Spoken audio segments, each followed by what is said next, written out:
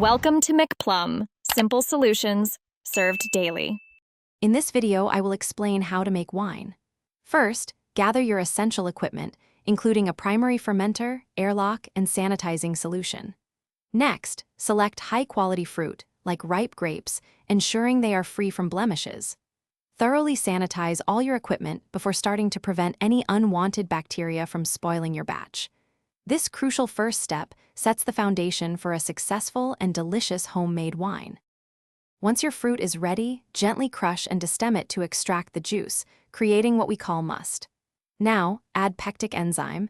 This helps break down fruit pulp, improving juice yield and clarity. Next, use a hydrometer to measure the initial sugar content, or original gravity. This reading is vital for calculating the potential alcohol content of your finished wine, typically aiming for 10 to 14%.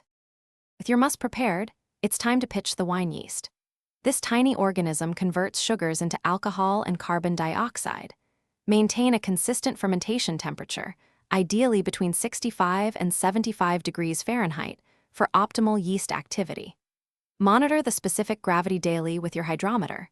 Fermentation is complete when the reading consistently reaches 1.000 or below, usually taking 1 to 2 weeks.